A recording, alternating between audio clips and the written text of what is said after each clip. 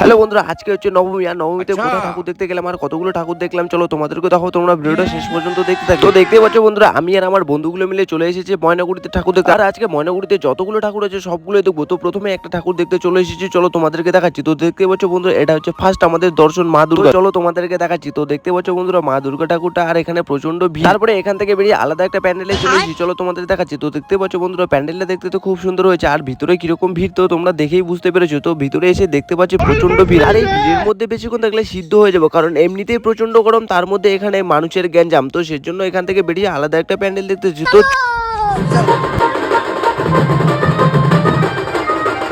তো ফাইনালি আমরা চলে এসেছি 100 কিলোমিটার অতিক্রম করার পরে তৃতীয় নম্বর ঠাকুর দেখতে, মানে হেঁটে হেঁটে আস্তে আস্তে সত্যি কথা বলতে জীবন বের হয়ে যাচ্ছে। তো কি হয়েছে, ঠাকুর দেখতে হবে, তাই আমি ভাবছিলাম ঠাকুর দেখার জন্য আমাকে যতই ভিড় হয়ে যাক না কেন, তো আমাকে যেতেই হবে। তারপরে আমি ভাবছিলাম যে ঠাকুর দেখতে যেতে এত গরমে আর কেউ যদি পেতে দেয়, সত্যি কথা বলতে জীবন শেষ।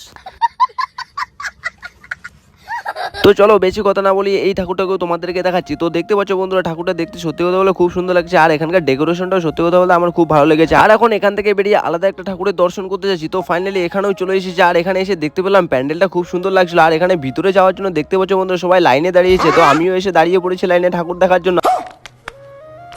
আর যখন আমি লাইনে দাঁড়িয়ে দাঁড়িয়ে ভিতরে ঢুকছিলাম ঠাকুর দেখার জন্য, তখন নিজেকে মনে হচ্ছিল কি বলতো, এই যে কিছু আর বলবো না, তোমরা বুঝে গিয়েছো। তোমরা যদি না বুঝে থাকো তখন তোমাদেরকে নেক্সট ভিডিওতে আমি বলে দেবো। তো দেখতে পাচ্ছ বন্ধু, আমি চলে এসেছি ভিতরে, আর ভিতরে এসে দেখতে পেলাম খুব সুন্দরভাবে ডেকোরেশন করেছে, আর ঠাকুরটাও দেখতে খুব ভালো লাগছিল। তারপরে এখান থেকে বেরিয়ে তাড়াতাড়ি করে লাস্ট ফার্স্ট ঠাকুর দেখতে যাচ্ছিলাম। কোথায় চলো তোমাদেরকে বলছি। আর তো তোমরা এই গেটটা দেখেই বুঝতে পেরেছো আমি কোথায় এসেছি, ইউথ ক্লাবে। আর যদি না জেনে থাকো চলো তোমাদেরকে দেখাচ্ছি প্যান্ডেলটা। তো দেখতে পাচ্ছ বন্ধুরা, প্যান্ডেলটা দেখার জন্য এখানে কতটা। তারপরে আমি ভাবছিলাম এই ভিতরে যেতে পারবো কিনা, তারপরে আমি ভাবছিলাম যে না, ভিতরে আমাকে যেতেই হবে, কারণ এসেছি বলে কথা। আমাকে যতটাই স্ট্রাগল করতে হয় না কারণ আমি ভিতরে যাবোই। তো ফাইনালি আমি ভিতরে যাওয়ার জন্য আমি লাইনে দাঁড়িয়ে পড়েছি, আর লাইনে দাঁড়ানোর পরে মানুষের ধাক্কা খেতে খেতে সত্যি কথা বলে আমি ভিতরে চলে গেছি। আর ভিতরে ঢুকে সত্যি কথা বলে প্রচন্ড ভালো হয়েছে, আর ঠাকুরটাকে খুব সুন্দরভাবে ডেকোরেশন করেছে, আর প্যান্ডেলটা তো আমার অসাধারণ লেগেছে। আজকে ভিডিও এটুকু ছিল, তো দেখা হচ্ছে নেক্সট ভিডিওতে। আর মনে করতে আজকে আমরা 5টা ঠাকুর দেখে নিয়েছি।